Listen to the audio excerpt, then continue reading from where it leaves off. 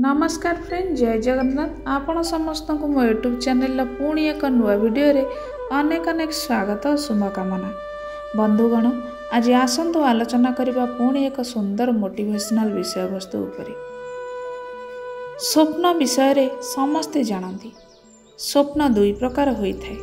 गोटिए स्वप्न होउची स्वप्न जहाको आमे सोइबा समय रे देखिथाउ। अन्यटी होउची सेही स्वप्न जहाको आमे देखिथाउ खोला आखिरे संपूर्ण जाग्रत अवस्था। सफल हेबा पई आपनको मध्य खोला आखिरे तथा मस्तिष्कर फाटक खोला रखी स्वप्न देखिबाकू हेबो, निजे प्रयास करिबाकू हेबो, निजे जाग्रत अवस्था रहिबाकू हेबो एवं निजको साहस जोगाड़ करिबाकू हेबो।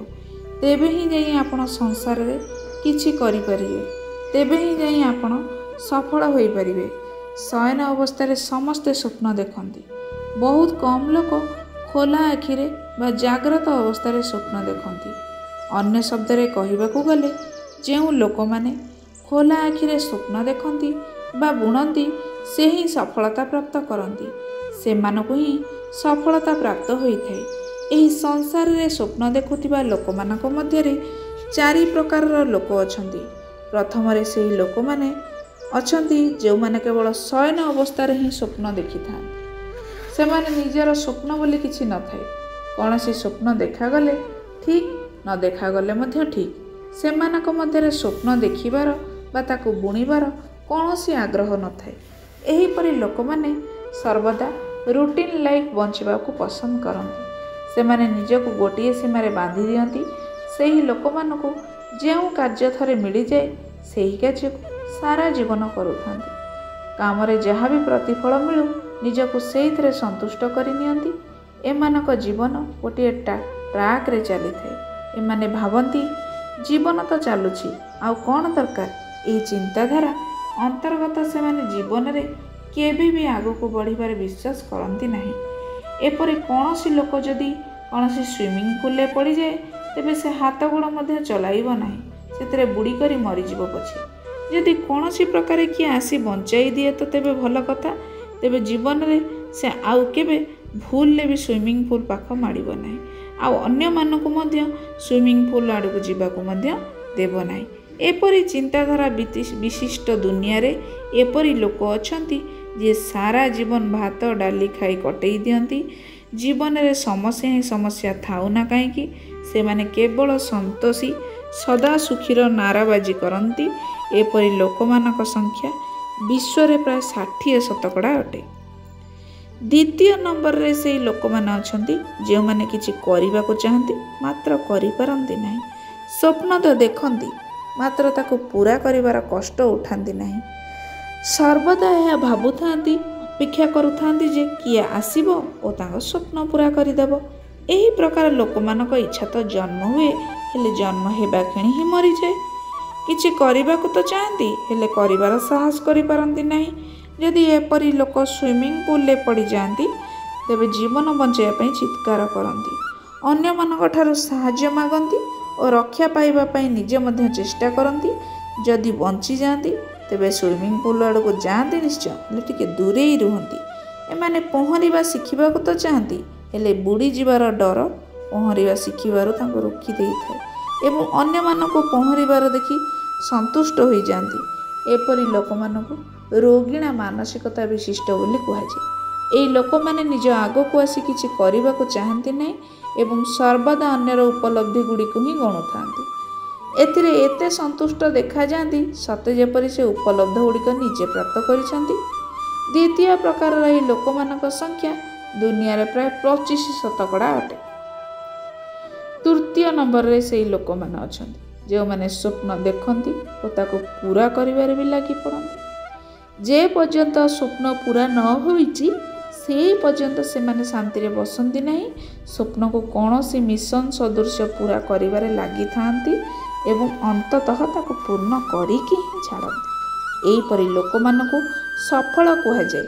यदि एपरि लोक माने स्विमिंग पूल ले पड़ी जाती तेबे से पर्यंत हाथ गोड़ चलाउथिबे जे पर्यंत हाथ गोड़ चलाई पहरिबा शिखी न जाती। अनेक मामला देखा जाइछि जे संतरणर 100 अक्षर जानि नथिबा लोक स्विमिंग पूल ले पड़िला ଓ ନିଜକୁ ବଞ୍ଚାଇବା ଚେଷ୍ଟାରେ ନିଜେ ହିଁ ପହଁରିବା ଶିଖିଗଲା। ସେମାନେ କାହାର ସହଯୋଗ ବିନା ନିଜେ ପହଁରି ହିଁ ବାହାରକୁ ଆସନ୍ତି, ତାପରେ ପୁଣି ସୁଇମିଂ ପୁଲର ମଜା ଉଠାନ୍ତି। ଏମାନେ ବହୁତ ହସଖୁସିଆ ଲୋକ ହୋଇଥାନ୍ତି। ନିଜ ମାର୍ଗରେ ଆସୁଥିବା ସମସ୍ତ ବାଧା ଓ ସମସ୍ୟାକୁ ଚୁରମାର କରିଦିଅନ୍ତି। ଏହି ଲୋକମାନେ ସଂଘର୍ଷ କରିବାରେ ବିଶ୍ୱାସ କରନ୍ତି। ଏମାନଙ୍କୁ ଜଣାଥାଏ ଯେ ସମସ୍ୟା ତଥା ବାଧା ସମସ୍ତ କାର୍ଯ୍ୟରେ ଆସିଥାଏ ଏବଂ ଏହା ମଧ୍ୟ ଜଣାଥାଏ ଯେ ବାଧା ଓ ସମସ୍ୟା ଅସ୍ଥାୟୀ ଅଟେ। ବାଧା କର୍ମବୀର ଓ ଲଢ଼ୁଆ ଲୋକମାନଙ୍କର କିଛି ଅନିଷ୍ଟ କରିପାରେ ନାହିଁ, ତାହା ଆସେ ଓ ଚାଲିଯାଏ।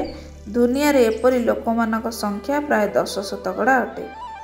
ଚତୁର୍ଥ ନମ୍ବରରେ ସେହି ଲୋକମାନେ ଅଛନ୍ତି ଯେଉଁମାନେ ନିଜେ ସ୍ୱପ୍ନ ଦେଖନ୍ତି, ସେହି ସ୍ୱପ୍ନ ଗୁଡ଼ିକୁ ପୂରା ମଧ୍ୟ କରନ୍ତି। ମାତ୍ର ତତ୍ସହିତ ସେହି ପ୍ରକାରର ସ୍ୱପ୍ନ ଅନ୍ୟମାନଙ୍କୁ ମଧ୍ୟ ଦେଖାନ୍ତି।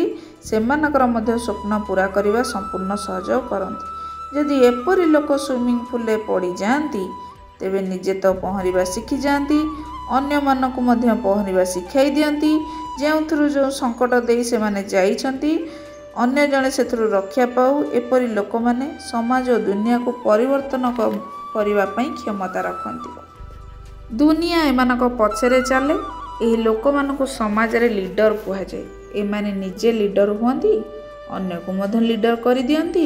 ଏମାନଙ୍କ ସବୁଠାରୁ ବଡ଼ ବିଶେଷତା ହେଉଛି ଏମାନେ ନିଜେ ତ ମହତ୍ତ୍ୱପୂର୍ଣ୍ଣ ହୋଇ ହିଁ ଥାନ୍ତି, ତା ସହିତ ଅନ୍ୟକୁ ବି ମହତ୍ତ୍ୱପୂର୍ଣ୍ଣ କରିଥାନ୍ତି।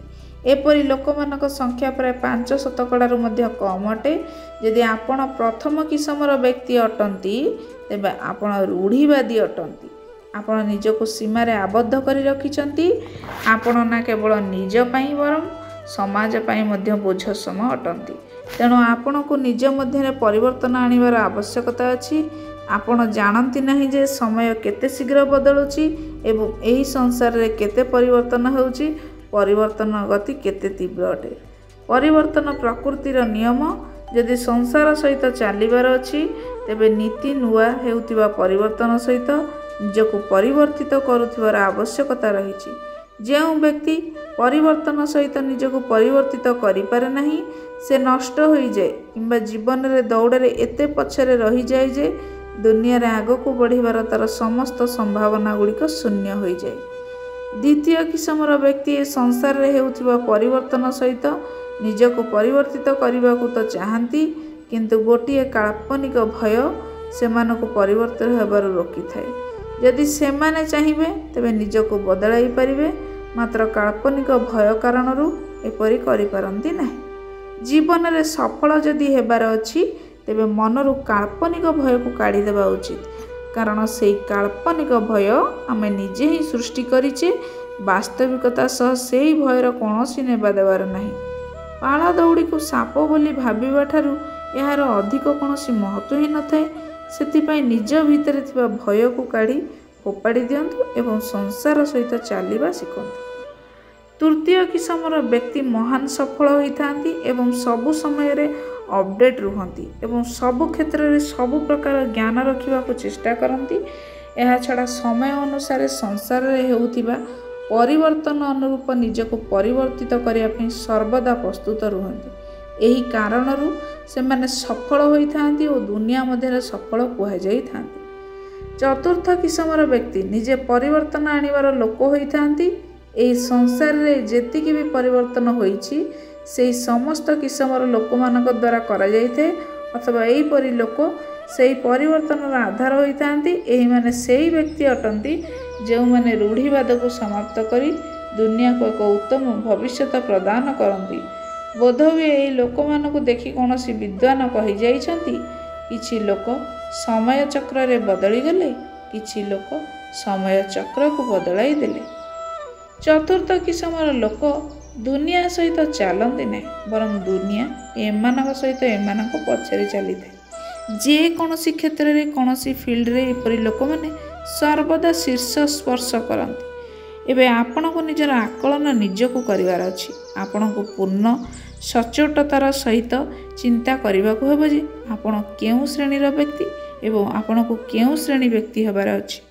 ମନେ ରଖନ୍ତୁ, ଏ ଦୁନିଆରେ କେହି ଦ୍ୱିତୀୟ ବ୍ୟକ୍ତି ଆପଣଙ୍କୁ ସଫଳ କରିପାରିବ ନାହିଁ। ସ୍ୱୟଂ ଭଗବାନ ମଧ୍ୟ ନୁହନ୍ତି। ସଫଳତା ପାଇଁ ସଂସାରର ସ୍ଥାନ ବନାଇବା ପାଇଁ ଆପଣଙ୍କୁ ନିଜେ ପ୍ରୟାସ କରିବାକୁ ପଡ଼ିବ। ଆପଣଙ୍କୁ ନିଜେ ହିଁ ଜାଗ୍ରତ ହେବାକୁ ପଡ଼ିବ। ଆପଣଙ୍କୁ ନିଜେ ହିଁ ସାହସ ଜୁଟାଇବାକୁ ପଡ଼ିବ। ତେବେ ହିଁ ଯାଇ ଆପଣ କିଛି କରିପାରିବେ। ତେବେ ହିଁ ଯାଇ ଆପଣ ସଫଳ ହୋଇପାରିବେ। ତେବେ ହିଁ ଯାଇ ଆପଣ ଦୁନିଆ ଜିତିପାରିବେ। ମାତ୍ର ମନେ ରଖନ୍ତୁ, ଦୁନିଆକୁ ଜିତିବାର ଠକି ନେବା ପୂର୍ବରୁ ଆପଣଙ୍କୁ ଏହି କଥା ଭୁଲିବାକୁ ହେବ ନାହିଁ ଯେ ଏହି ସମସ୍ତ ପୂର୍ବରୁ ଆପଣ ନିଜକୁ ଜିତିବାକୁ ହେବ। ନିଜ ମନକୁ ଜିତିବାକୁ ହେବ, ତାକୁ ନିଜ କଣ୍ଟ୍ରୋଲରେ ରଖିବାକୁ ହେବ। ନଚେତ୍ ମନ ଆପଣଙ୍କୁ ପଥଭ୍ରଷ୍ଟ କରିଦେବ ଏବଂ ଆପଣ ସାରା ଜୀବନ ଦିଗହରା ହୋଇ ବୁଲୁଥିବେ। ସେଥିପାଇଁ ମୁଁ କହୁଛି, ମନକୁ ଜିତିଲେ ବିଜୟ, ହାରିଲେ ପରାଜୟ।